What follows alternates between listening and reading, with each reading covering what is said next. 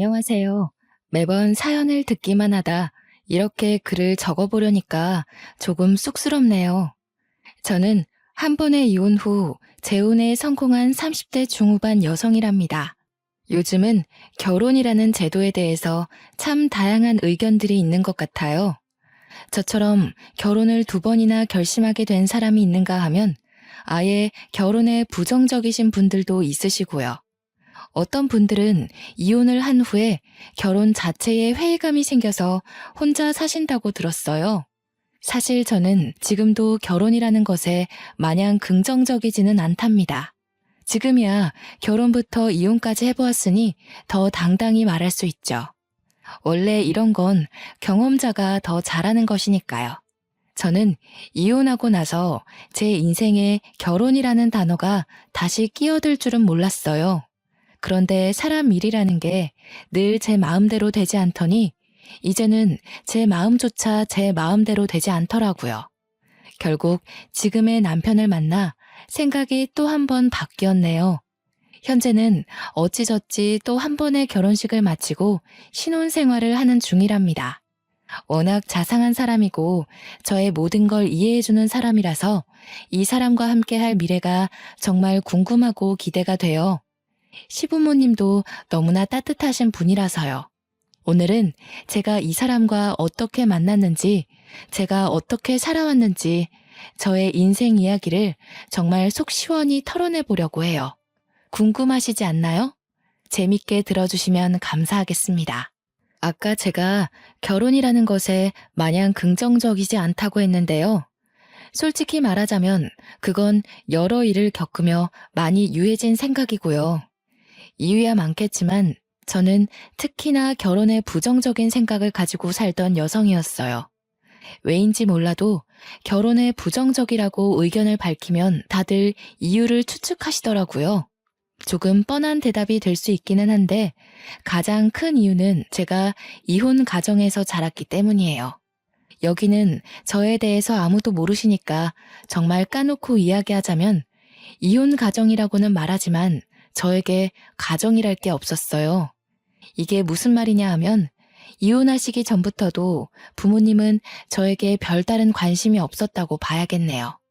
학교에서 나눠주는 가정통신문도 제가 직접 서명하고는 했으니 어느 정도였는지 대충 눈치채시겠죠.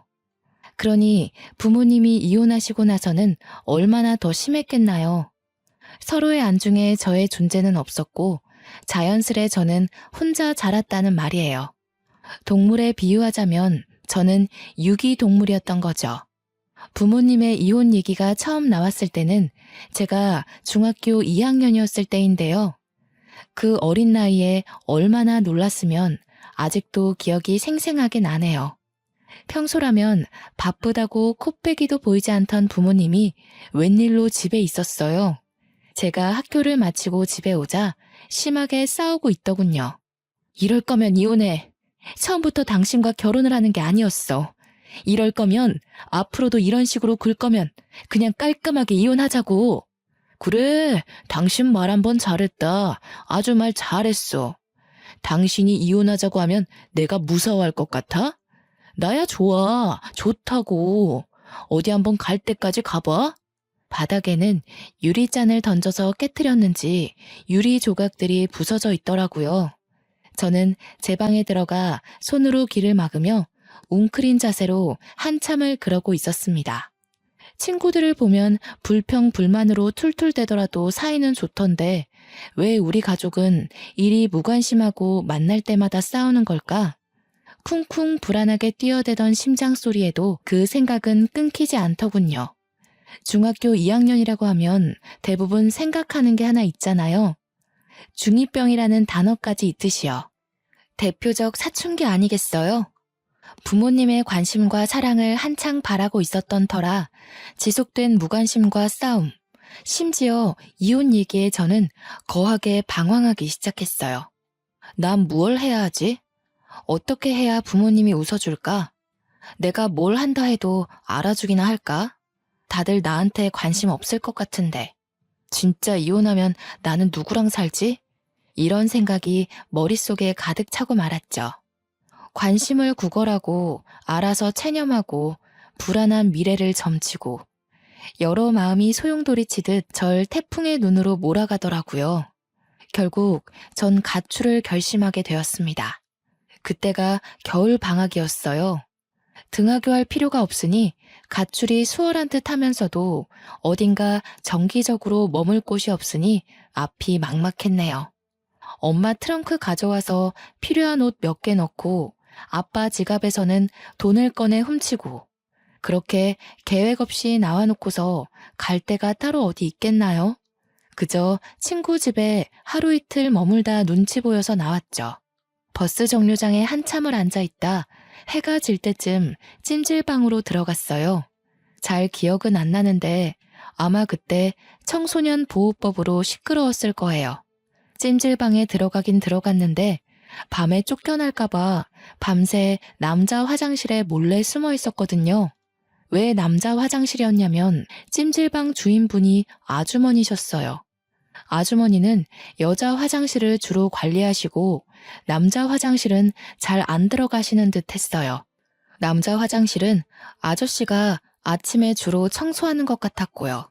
낮에는 자고 밤에는 남자 화장실에 숨어있던 생활을 사흘간 반복하다 보니까 돈도 떨어지고 밤낮도 자연스럽게 바뀌더라고요.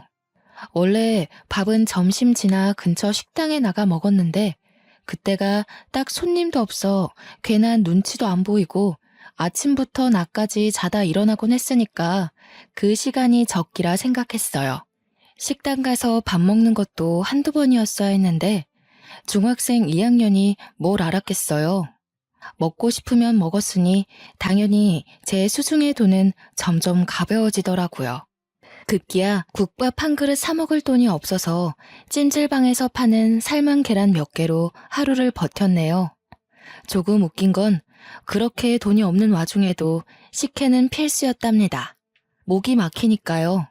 버티고 버티며 그날 밤도 똑같이 찜질방 로비에서 미리 가져다 놓은 만화책을 들고 남자 화장실에 들어가 삶은 계란을 먹고 있었어요. 식혜는 이미 다 마셔서 쌀알만 밑바닥에 깔려 있었고요. 이제 마지막 남은 삶은 계란 하나를 까서 아껴 먹겠다고 야금야금 먹다가 반쯤 오기로 절반 정도는 한 입에 삼켰는데 삼키자마자 이게 뭐지? 싶더라고요.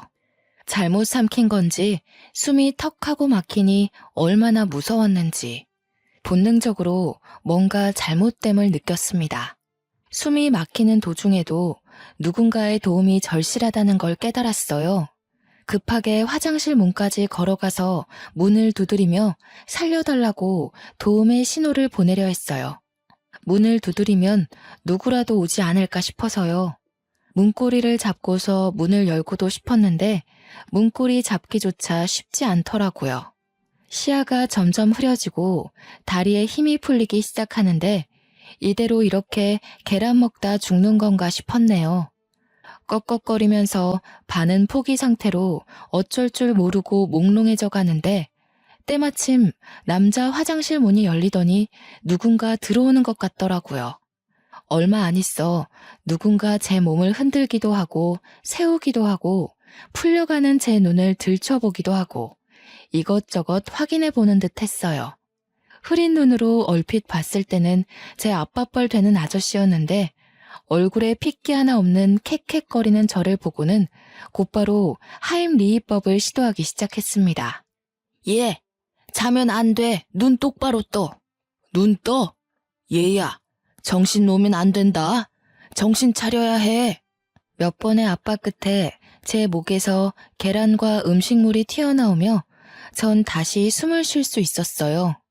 숨을 고르고 있으니 때 아닌 소란에 찜질방에서 자던 사람들이 다 일어났더군요. 다들 무슨 일이냐며 웅성웅성 모여드니 찜질방 아저씨가 수습하시더라고요. 아이고 죄송합니다. 애가 잠시 우리 집에 온 조카인데 하도 찜질방에서 며칠 자보고 싶다 사정하지 뭡니까? 그래서 데려왔더니 야밤중에 뭘 잘못 먹어 숨을 잘 못 쉬더라고요. 깜짝 놀라 응급조치를 취하느라 이리 소란을 피웠네요. 이제 멀쩡하니 다시 주무세요들. 찜질방 아저씨의 말씀을 들으니 온몸에 찬물이라도 끼얹어진 것처럼 생사를 오가던 현장에서 현실로 끌어내려지는 듯했습니다. 잠시 뒤로 빠져서 다른 곳에 숨어 있으려던 저는 당연하게도 찜질방 아저씨에게 붙잡혀 찜질방 아주머니에게로 향했어요. 아주머니는 애 얼굴이 너무나 창백하다며 호들갑 떠시더니 제 손을 몇 번 주무르시곤 따뜻한 물을 건네주시더라고요. 제가 따뜻한 물을 마시며 조금 안정된 듯 보이자 무슨 사정이냐 물어보시고 제 얘기를 듣고선 말씀하셨습니다. 사실은 학생이 여기서 머무는 거 다 알고 있었어. 갈 데도 없어 보이고 너무 어려 보여서 내쫓으면 상황이 더 안 좋아질까봐 묵과하고 있었는데 이제는 손님들까지 다 알아버려서 어쩔 수가 없네. 일단 오늘은 너무 늦었으니까 편하게 자고 내일 아침에 집으로 돌아가. 어린 여자애 혼자 있기엔 너무 위험해. 그간은 내가 지켜봐서 별일 없었다지만 오늘 일도 그렇고 여기 있어봤자 좋을 거 하나 없어. 딱 너만한 아들이 있어서 딸 같아서 그래. 나쁘게 듣지 말라며 부모에게도 못 받아본 걱정을 하시더라고요. 아주머니가 만들어주신 죽과 아저씨가 갖다준 식혜를 든든히 먹었어요. 집에선 늘 혼자 밥 차려 먹었는데 누가 차려주니 너무 행복하더군요. 그렇게 저의 일주일짜리 가출을 끝이 났어요. 집으로 돌아오니 부모님은 잠시 산책 갔다 왔냐면서 할 얘기가 있는데 마침 잘 왔다고 하시더라고요. 너도 일주일 동안 대충이라도 들어서 알고 있겠지만 부모님끼리 서로 의논을 충분히 했다며 이혼하기로 했다고 저에게 통보했습니다. 그 말을 들으니 머리가 띵하더라고요. 제가 가출한지도 모르는 것 같았어요. 그러면서 하는 말이 뭔 줄 아세요?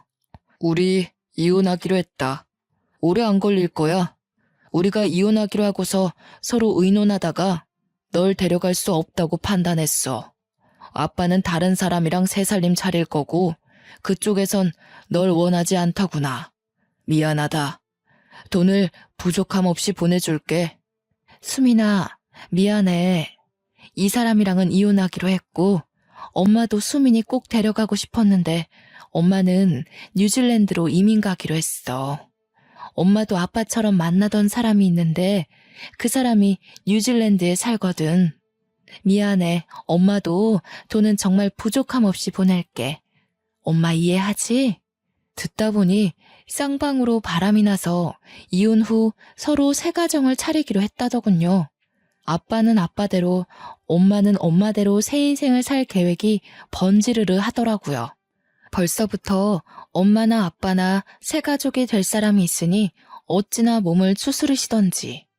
둘 중 아무도 저를 책임질 수 없다고 그러던데요. 생활비는 충분히 주겠다면서 따로 집조차 구해주지 않은 채 하숙집을 구하든 월세방을 구하든 혼자 살라고 말하더라고요.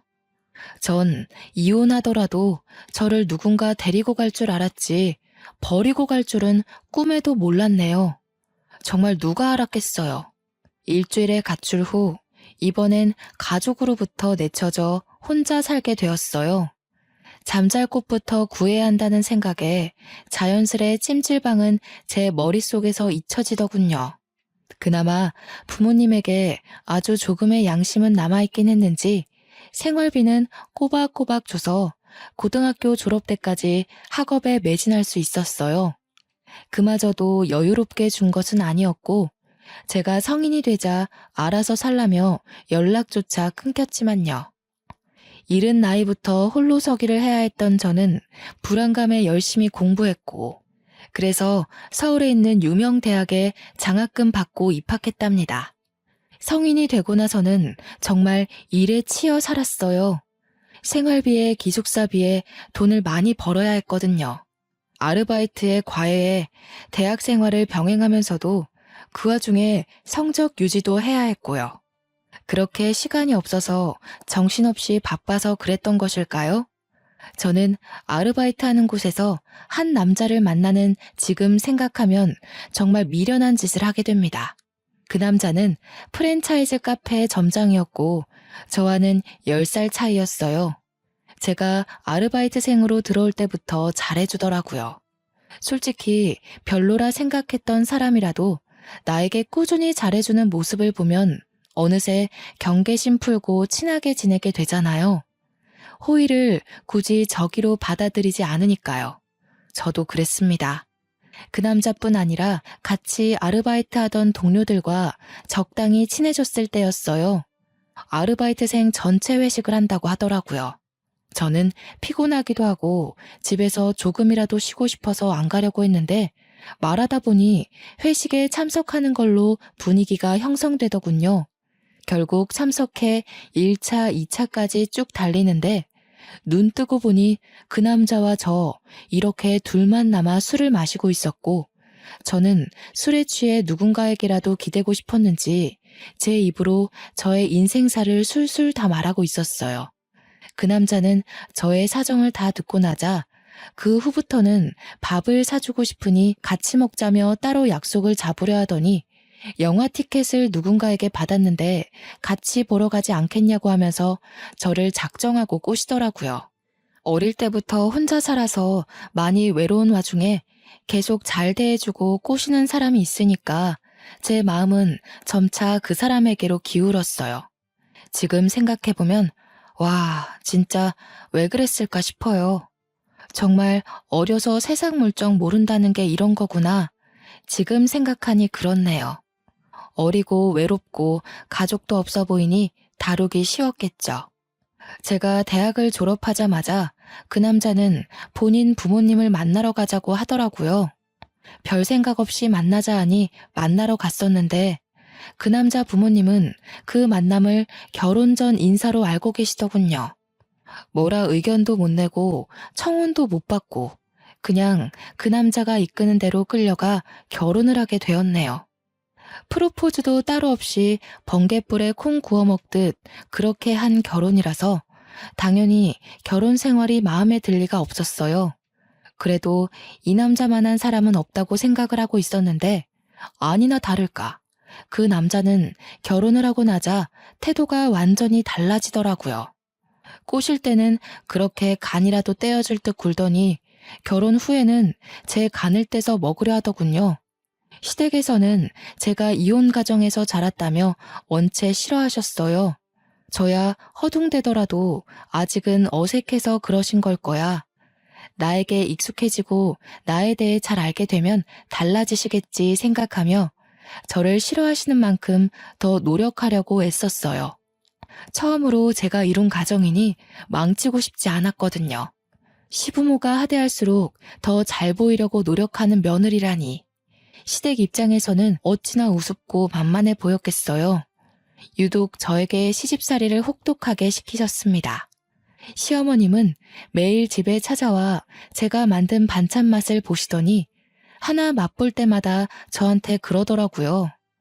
아우 짜, 왜 이렇게 짜게 만들었대?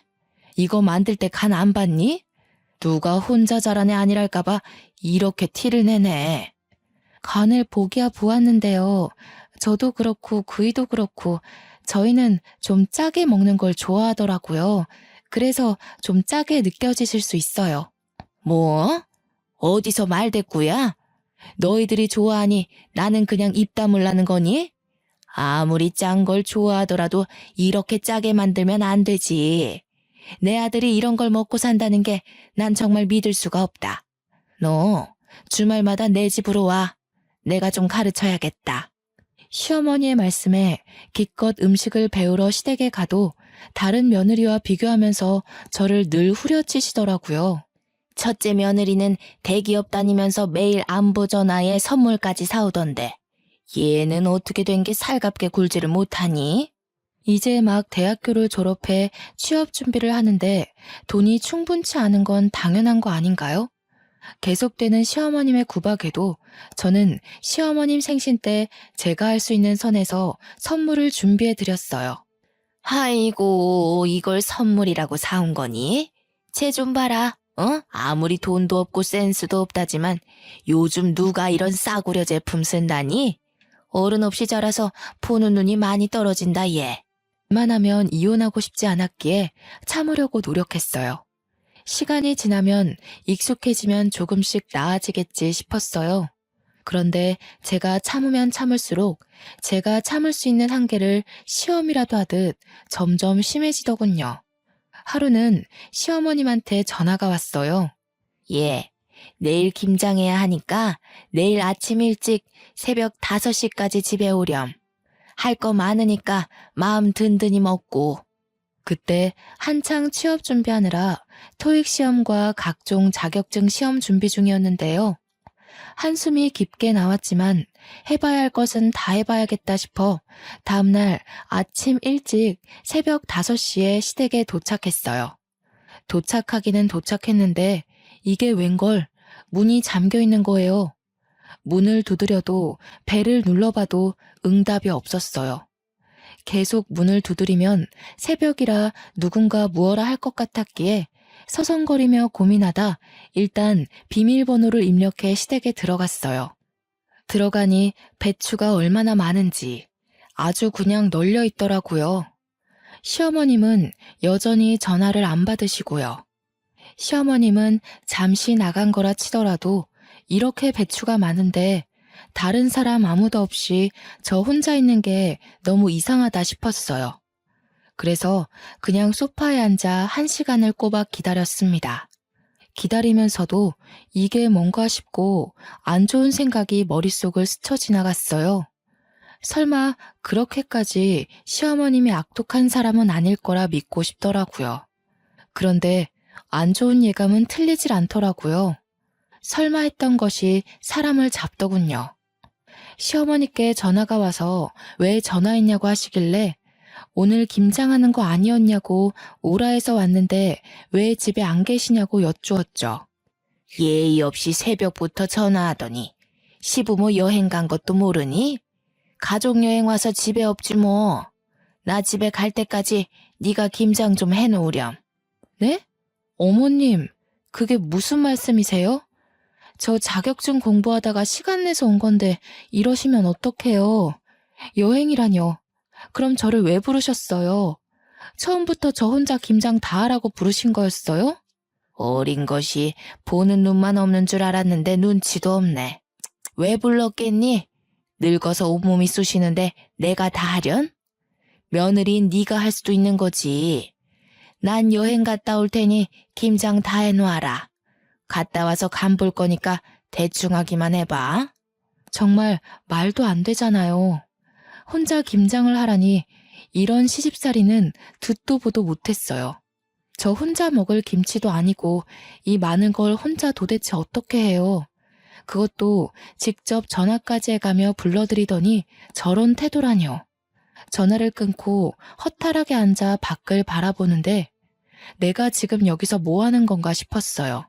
거실 창 너머로 동트며 노랗고 빨간 햇빛이 쫙 깔리는데 분하기도 하고 슬프기도 하고 눈물이 나더라고요. 한참을 밖만 바라보며 울다가 결국 이혼을 결심했습니다. 시댁에 남아 김장을 하는 대신 남편에게 전화를 걸어 이혼하자고 말했네요. 이혼하고 무슨 생각이 들었냐 하면요. 그간 살아온 제 인생에 의문을 품게 되더니 별별 생각 다 들더라고요. 이혼 별거 아니네. 부모님도 이혼하더니 나도 이혼을 했구나. 결혼은 내 인생에 없나 보다. 내 인생은 왜 이리도 외롭고 힘들지? 그렇게 혼자 감정에 매몰될 뻔했지만 구사일생이라고 할까요? 면접을 봤었던 한 회사에 합격해 입사하게 되었어요. 자격증 취득 전에 넣었고 꽤 규모가 큰 중견 기업이라 큰 기대를 하지는 않았는데요. 예상치 못한 합격이라 그런지 마음이 술렁거리는 상황에도 기쁘긴 하더라고요. 그 이후부터는 온 신경을 쏟아붓고 매달릴 곳이 회사 하나뿐이라 정말 처절하게 매달렸던 기억뿐이네요. 일이 없으면 더 달라고 더 배우겠다고 신입 때부터 그러고 다녔어요. 그러다 보니 어느 순간 야망이 가득한 신입이라는 별명도 생기더라고요. 워낙 열정적으로 배우며 회사의 모든 시간을 바쳐서 그런지 회사 사람들과의 관계도 무난했네요. 입사하면서부터 시간이 참 정신없이 지나갔는데 그렇게 바쁜 게 오히려 저에게 필요했어요. 실제로 도움이 되더군요. 집에만 오면 바로 골아떨어져 따로 생각할 시간이 없었으니까요. 그런데요, 잊어버리는 게, 피해버리는 게 모든 걸 해소하는 건 아니잖아요. 너무 감정을 억누르며 일만 하고 살아왔던 탓일까요? 적어도 일은 내가 하는 만큼 돌아온다고 생각했는데 저의 개인 시간마저 빼가며 열심히 일했던 것이 3번의 승진 누락으로 돌아오더군요. 처음 한두 번 정도야 당황스러웠지만 그럴 수 있지 하고 넘어갈 수 있었어요. 3번을 승진해서 누락시키니까 제가 일을 못하는 편도 아니고 너무 황당하더라고요. 승진 누락 결과를 출장지인 제주도에서 확인했었는데 마냥 기다리다가 회사로 돌아가서 물어보기엔 열불이 나더군요. 마침 같이 출장 왔던 부장님이 옆에 계셔서 바로 여쭤보니 하시는 말이 나야 뭐 수미 씨가 워낙 일을 잘하니 승진 때마다 수미 씨를 밀어줬지. 근데 임원들 생각은 그게 아닌가 보더라고. 너무 예민하게 받아들이지 말고 수미 씨가 아무래도 이혼도 했었고 딱히 책임질 가족이 있는 게 아니잖아. 임원진들은 워낙에 또 보수적이니까 가정이 있는 남자를 밀어주려 하더라. 부장님 말씀을 듣는데 한마디 한마디가 속이 쓰리더라고요. 부장님은 본인이 힘이 없어 미안하다며 위로를 해주시려 했는데 딱히 위로가 되지는 않았어요. 이혼해서 또는 책임질 가족이 없어서 이런 개인적인 이유로 저의 발목을 잡았던 일이 이번 한 번만 있는 건 아니었거든요. 학창 시절에는 부모님의 이혼이 저에게 큰 걸림돌로 작용했어요. 지금이야 이혼이 흔해졌다지만 제가 학교에 다닐 때까지만 해도 아니었던 터라 부모님이 이혼했다 하면 선생님들부터가 편견에 가득한 시선으로 저를 바라보곤 했어요. 시험에서 성적이 조금이라도 안 좋게 나오면 쟤도 그렇게 노력하더니 이혼 가정이네는 어쩔 수 없네 라는 식으로요. 시간이 지나 극복했다고 생각했는데 직장 생활에서조차 되풀이 되다니. 심지어 학창 시절 땐 시선뿐이었지 이건 뭐 여자라서 책임질 가족이 없어서 이혼해서라니. 저는 저를 책임지고 있는데요. 정말 무슨 상관이죠? 도대체 언제가 되어야 이런 차별적인 것에서 벗어날 수 있을까 싶었네요. 일하던 중이라 제대로 감정을 풀지도 못한 채 출장을 끝내고 제주도에서 집으로 돌아오는 날이었어요. 김포공항에서부터 운전을 하며 집으로 가는데 찜질방 간판이 보이더라고요. 내일 주말이겠다. 저기서 몸을 좀 녹일까 하다가 찜질방이라고 하니 문득 옛 생각이 나더군요. 충동적으로 차를 돌려 오랜만에 고향을 한 바퀴 둘러보기로 했어요. 늦은 밤 김포공항에서 출발해 고향에 도착하고 보니 새벽이더라고요. 배는 고프고 잠은 오고 일단 뭐라도 좀 먹고 싶어서 문 연 음식점을 찾아보는데 근처에 햄버거 집이 하나 있더군요. 일단 배가 너무 고프니 햄버거를 포장해 간단하게 먹고서는 보이는 아무 데라도 들어가 잠이나 자야겠다 생각하고 갓길에 차를 잠시 세워두고 갔다 왔죠. 봉투를 달랑이며 차를 향해 걷는데 처음엔 꿈꾸는 줄 알았어요. 분명 제가 햄버거를 사러 갈 때까지만 해도 차 하나 없는 텅텅 빈 도로에 사람 한 명 없었거든요. 근데 제가 햄버거를 포장하고 나오자 저 멀리 횡단보도에 뭔가 보이는 거예요. 원래 있었나? 내가 못 본 건가? 아니면 내가 귀신에 홀렸나? 하고 일단 차에다 햄버거를 놓고선 천천히 다가가는데 가까이 다가가면 다가갈수록 사람의 형상인 게 느껴졌어요. 아저씨에서 할아버지 그 애매한 나이대의 아저씨였는데 깜깜한 새벽에 모르는 사람이 제 앞에서 피를 흘리며 쓰러져 있는 걸 보니까 잠도 확 깨고 정신이 아찔하더군요. 직감적으로 이건 뺑소니다 싶어 덜덜 떨리는 손으로 112에 신고했습니다. 얼마 안 있어 구급차와 경찰차가 오더라고요. 제가 살아온 인생을 되돌아보며 우울한 감정에 빠져 있으려고 했는데 이 새벽에 도대체 이게 무슨 일인지. 세상은 저에게 우울해할 시간을 주지 않으려고 했나 봅니다. 저는 신고자로서 최대한 협조하기 위해 같이 병원에 갔습니다. 응급실에 도착하니 상황은 긴박하게 흘러가더라고요. 아저씨는 바로 수술이 필요한 상황인 듯 주변이 분주했고, 아저씨의 소지품을 통해 신분을 조회하고 가족에게 연락하느라 바쁜 듯 보였어요. 머뭇대며 근처를 맴도니 저보다 어려 보이는 경찰관이 말을 걸어주더라고요. 신고자분 맞으시죠? 사건 조사에 협조 부탁드립니다. 뺑소니 사건으로 신고하셨는데 직접 목격한 것인지요? 아니요. 제가 햄버거를 사러 잠시 갓길에 차를 세웠는데요. 포장하고 오니 저 멀리 횡단보도에 사람이 쓰러져 있더라고요. 가까이 다가가니 뭔가 뺑소니 사고 같길래 바로 신고했어요. 네, 알겠습니다. 혹시 자차에 블랙박스가 설치되어 있으신가요? 블랙박스 영상 확인 한번 해보아도 되겠습니까? 경찰관에게 괜찮다, 최대한 협조하겠다 말하려던 순간 아저씨의 가족으로 추정되는 아주머니와 한 남자가 응급실로 급하게 뛰어들어오더군요. 어찌나 급하게 오던지 응급실 안 모든 사람의 시선이 그쪽으로 몰릴 정도였어요. 아저씨의 아내로 추정되는 아주머니는 온 얼굴이 눈물로 젖어 있었습니다. 아주머니는 병원 접수대에 무어라 말을 하시더니 아저씨가 수술실로 들어갔다는 걸 아셨는지 어쩔 줄 몰라 하며 아들로 추정되는 남자의 손만 붙잡고 계셨어요. 남자는 그런 아주머니의 손을 꼭 붙잡고 경찰관을 향해 다가오시더라고요. 경찰관은 그 남자의 얼굴을 보자마자 눈을 동그랗게 뜨더니 남자를 향해 거수 경례 후 아는 척을 하더군요. 딱 보니까 그 남자도 같은 경찰인 것 같더라고요. 남자는 수고한다며 경찰관의 어깨를 툭 치고는 경찰관에게 상황 설명을 자세히 들었고 곧 옆에 있던 제게 고개를 숙여 정중하게 인사했습니다. 신고자분 맞으시죠? 정말 감사합니다.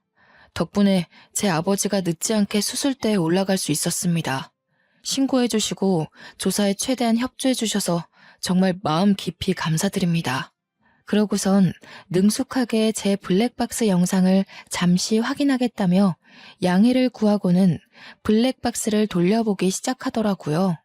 아주머니는 그런 남자 옆에서 머물며 저의 손을 꽉 잡으며 저에게 연신 고맙다는 인사를 하셨어요. 솔직히 제가 한 것에 비해서 감사 인사를 과하게 받는 느낌이라 민망하기도 하고 뿌듯하기도 하고 복잡 미묘했네요. 다행히 저의 블랙박스에 뺑소니 사고가 노골적으로 찍혀 있더라고요. 조금이라도 멀거나 가까웠다면 못 찍었을 각도로 정말 미세하게 오른쪽 위 구석에 사고 영상이 찍혀 있었네요. 제가 직접 목격한 것도 아니라서 혹여나 블랙박스에도 사고 영상이 안 담겨 있으면 어떡하나 내심 걱정을 했었는데요. 그런 제 걱정을 날려버리기라도 하는 것처럼 결정적 정보마저 보이더라고요. 정말 잠시 갓길에 차를 세워둔 거라 헤드라이트를 켜뒀었는데요. 그 불빛에 뺑소니 사고를 내고 도망가려던 차가 제 차 쪽으로 다가와서 제 블랙박스 각도를 확인하는 듯한 움직임이 있었어요. 처음엔 빛이 번져서 번호판이 안 보이는 듯 하다가 뺑소니차가 제 차에서 멀어지며 번호판이 확실하게 보이더군요. 그로부터 대략 한 달 뒤, 그 남자로부터 전화가 왔어요. 늦게 연락드려 죄송합니다. 덕분에 제 아버지 수술이 무사히 끝나서 오늘 퇴원하셨답니다. 뺑소니범도 덕분에 수월하게 잡았고요. 감사 인사를 드리면서 밥 한 끼 대접하고 싶은데 이번 주 토요일 괜찮으신가요? 정말 다행이네요. 퇴원 축하드려요. 이번 주 토요일에 따로 약속이 없어서 시간이야 괜찮은데요. 제가 그쪽에 살고 있지 않아서요. 마음만 감사히 받을게요. 제 아버지 생명의 은인이신데 밥 한 끼 대접할 수 있게 해주세요. 거리가 멀어 그러는 거라면 지금 사시는 곳 근처 식당에 예약하겠습니다. 제대로 감사 인사를 할 기회를 주셨으면 합니다. 제 아버지도 꼭 직접 뵙고 싶다고 하셔서요. 간곡히 부탁하시니 마냥 거절하기가 죄송스럽더라고요. 그렇다고 저는 서울에 사는데 이제야 막 퇴원한 환자를 모시고 서울까지 그 먼 거리를 올라오라고 하기에도 못하고요. 결국 서울과 제 고향 그 중간쯤에 위치한 한정식 식당에서 만나 뵙기로 했네요. 그렇게 토요일 식당에 도착하니 먼저 와 계시더라고요. 문을 열고 예약한 방으로 들어갔는데 아저씨와 아주머니가 저를 보자마자 벌떡 일어나시더니 제 양손을 붙잡으시며 감사 인사를 하셨어요. 아니, 제가 한낮에 이렇게까지 감사 인사를 받은 건 처음이라 몰랐는데 이게 생각보다 쑥스러운 일이었어요. 손을 내저으며 아니에요, 다행이에요 하며 자리에 앉는데요. 그때 그 응급실에서는 이런 생각할 여유가 없어 몰랐는데 왜인지 모르게 아저씨와 아주머니가 어디선가 뵌 것 같은 낯선 기분이 들더라고요. 내 착각인가 싶어 일단 밥을 먹으며 대화를 이어갔어요. 맛있더라고요. 여러 얘기를 하던 중 아저씨와 아주머니가 찜질방을 운영하셨다는 말에 순간 어? 하고 예전 가출했었을 때의 기억이 머릿속을 스쳐 지나가더군요. 정말 혹시나 하고서 여쭤보았어요. 예전에 찜질방을 운영하셨다고 하셨잖아요. 그거 그 동네에서 하셨던 건가요? 저 정말 혹시나 싶어 여쭈는 건데 혹시 예전에 한 학생을 구하신 적 있지 않나요? 응? 그렇지요. 그 찜질방 터가 희한했는지 이이가 몇 번 그랬던 적이 있네요. 근데 그건 왜 물어보시나요? 저의 뜬금없는 질문에 잠시 저를 빤히 바라보며 생각에 잠기셨던 아저씨가 문득 그러고 보니 걔 중에 제일 기억나는 여학생이 있었다고 말을 먼저 꺼내시더라고요. 정말 어린 학생이었는데 가출이라도 했는지 며칠 동안 찜질방에 머물더군요. 불량 청소년 같아 보이지는 않고 질에 찔렸는지 밤마다 남자 화장실에 숨어 있어서 더 눈길이 갔죠. 걱정되는 마음에 하루는 얘기 좀 해보려고 남자 화장실에 들어갔는데 숨이 막히는지 컥컥거리면서 창백하게 질려있더라고요.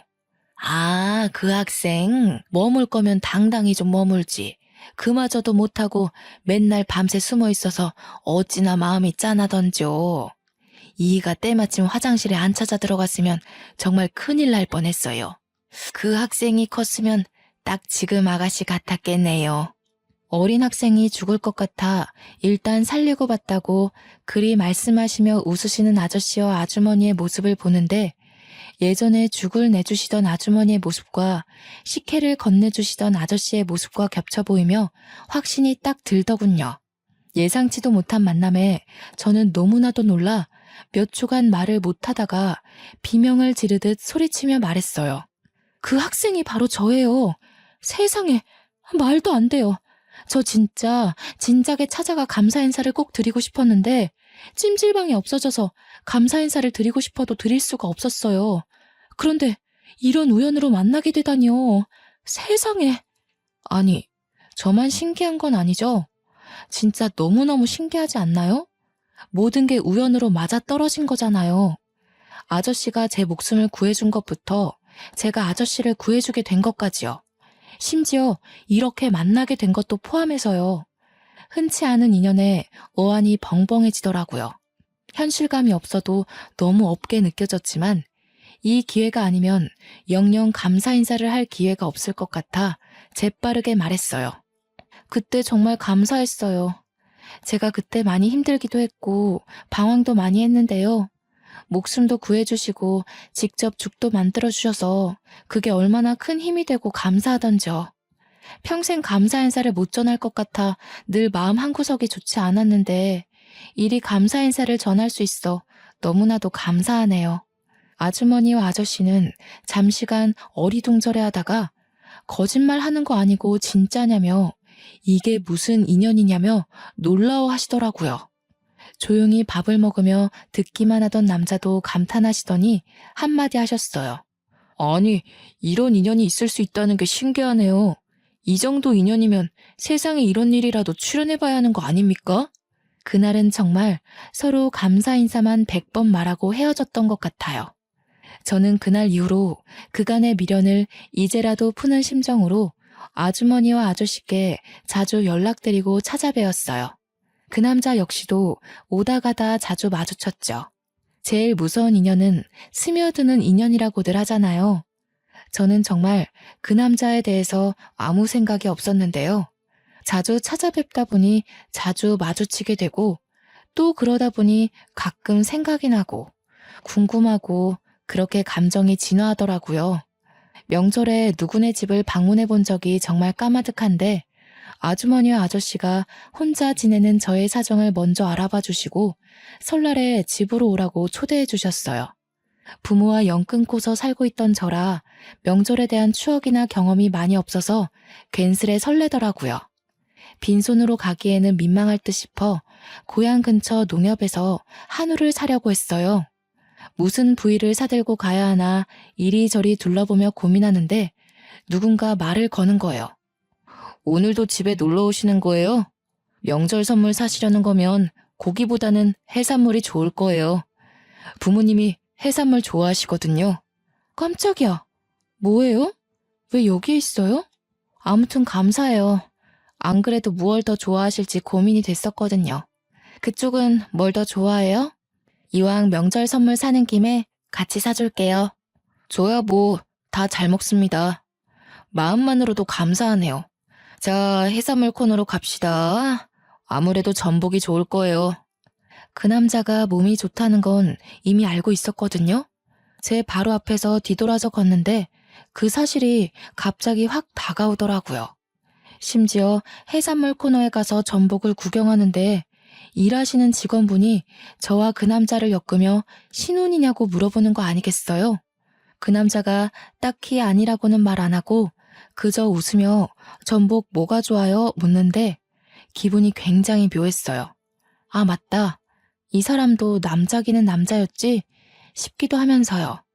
직원분의 추천대로 전복 선물 세트를 사서 제가 들으려는데 그 남자가 저를 한번 쓱 보더니 선물 세트를 가져가서 들더라고요. 제가 또 그런 배려에 약한 거 어떻게 알고. 그때 그 남자의 행동 하나하나에 반응하는 저를 보자니 제대로 감겼구나 싶더라고요. 그렇게 마음을 깨달았어요. 설날 잘 보내고 서울 올라가면서 그 남자에게 연락하기 시작했죠. 그 남자도 알게 모르게 저한테 마음이 있었는지 연락이 끊기지 않게 이어가더군요. 제가 경찰 제복 입은 모습 한번 보고 싶다니까 그날 퇴근길에는 제복 입은 상태로 오기도 하고요. 그렇게 눈 맞아서 1년의 짧은 연애 끝에 저는 결혼까지 결심하게 되었어요. 네, 맞아요. 지금의 남편이랍니다. 근데요, 솔직히 남편에게는 첫 결혼이지만 저한테는 재혼이잖아요. 아무래도 이혼의 경험이 있으니까 재혼은 시작부터 망설여지게 되더라고요. 그런 제가 답답했는지 남편은 뭐가 걱정이냐면서 대놓고 물었고 저는 대답했죠. 당신도 알겠지만 나 이미 결혼도 해봤고 이혼까지 했잖아. 당신이랑 결혼하게 되면 아주머니도 아저씨도 내 시부모님이 되는 건데 지금처럼 편하게 못 지낼까봐 무섭고 그래. 당신은 처음인데 나만 재혼이니까 미안하기도 하고. 그런 거라면 정말 걱정하지 마. 우리 부모님 성격 몰라서 그래?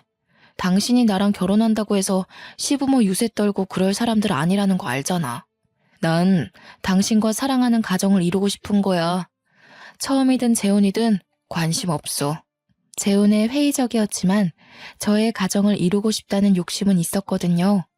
남편은 바로 그 점을 기가 막히게 꼬집으면서 설득하더라고요.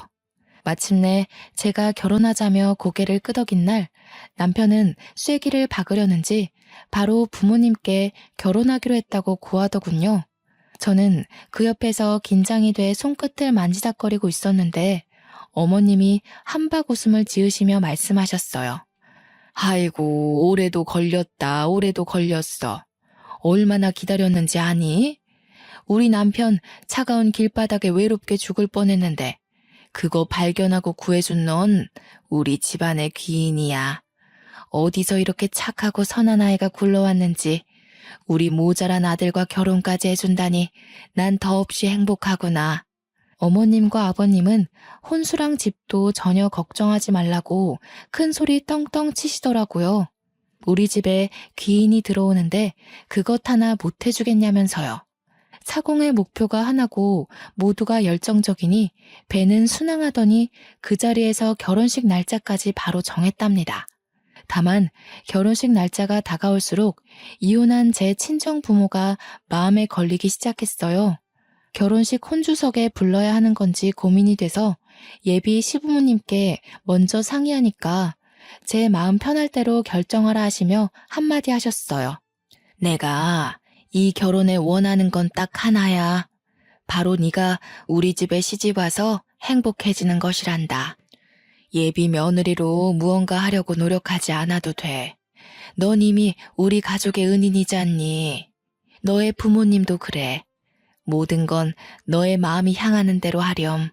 대신 네가 결혼식을 올리며 행복해지는 방향이었으면 좋겠다. 저는 솔직히 부모 같지도 않은 인간들에게 저의 근황조차 알리고 싶지 않아서 결혼식 초대조차 원하지 않는다고 사실상 이미 연을 끊어버린 관계라고 설명했습니다. 예비 시부모님은 제가 고민한 것이 허무하리만치 쉽게 수긍하며 이해해 주시더라고요. 제 결혼식 혼주석에는 남편의 고모랑 고모부가 감사하게도 앉아주셨어요. 저는 이렇게 시부모님의 사랑을 듬뿍 받으며 결혼식을 올렸고 신혼집도 시댁과 걸어서 10분도 안 걸리는 집으로 구했어요. 신혼집으로 이사 오며 이직도 같이 알아보다가 좋은 기회를 잡게 되었어요. 전 회사에 비해 꿀리는 회사도 아닌데 직급도 하나 올리고 연봉도 꽤 받으며 행복한 이직까지 성공했네요. 지금의 시부모님은 정말 저를 사랑하고 아껴주시는 게 느껴져요. 이혼하기 전에 저였다면 미쳤다고 시댁과 그리 가까이 사느냐 했을 텐데요. 제가 자발적으로 신혼집을 시댁과 가까이 구한 건 아무래도 이유가 있겠죠. 어머님은 매일 제가 좋아하는 반찬을 하나씩 만드셔서 신혼집에다 갖다 주셔요. 아버님은 식혜를 새로 만들 때마다 갖다 주시고요. 두 분이서 나란히 우리 부부의 냉장고를 열심히 채워주십니다. 친부모에게 효도하고 지내면 복이 들어온다던데 저에게 해당되는 말은 아니었나 봐요. 생각해보면 저는 그 말과는 반대로 친부모와의 관계를 끊어내고 나서야 다음 모든 것이 잘 풀리기 시작한 것 같거든요. 처음 찜질방 사장님 부부를 만났을 때만 생각해도 그래요. 그때 친부모와 함께 멀쩡하게 잘 살았으면 만날 일이 없지 않았을까요? 결과론적인 생각일 수도 있지만 그때 친부모가 저를 방치하지 않고 각자의 삶을 택하지 않았더라면 저는 가출을 결심하지 않았을 거라 생각하거든요. 그렇지만 결론적으로 친부모는 저를 방치했고 각자의 삶을 택함으로써 제가 가출을 결심했고 그 덕분에 이런 인연을 만나게 되었다는 것이 정말 신기해요. 계란에 숨 막혀 어쩔 줄 몰랐던 저의 목숨을 살려준 아저씨의 은혜를 제가 죽기 전에 갚을 수나 있을까 생각하곤 했는데 10몇 년이 지나고 나서 뒤늦게 조금이나마 은혜를 갚을 수 있을지 누가 알았겠어요. 지금까지 제가 겪어온 과정과 인생을 보면 처음에는 좋고 싫었던 것들이 어느 순간 반대되어 있는 걸 많이 겪었거든요. 인생사 어떻게 될지 모른다는 말이 이런 뜻이었구나 싶기도 하더라고요. 저 이제는요, 과거는 과거인 채로 두려고 해요. 사회도 그렇게 생각할까 싶기도 하지만 이젠 신경 안 쓰려고요. 지난 날은 지난 날로 겪었던 힘듦은 뒤로 한 채 현재의 삶에 더 집중하기로 했어요. 앞으로 남편과 걸어갈 길이 멀다는 걸 이제는 알게 되었거든요. 저를 사랑해주는 남편에게 감사하고 아껴주는 시부모님께도 감사하고 힘들어도 꿋꿋이 잘 살아온 저 자신에게도 고맙다는 말을 하고 싶네요. 지금까지 저의 긴 인생 이야기 들어주셔서 감사합니다. 여러분 늘 행복하세요.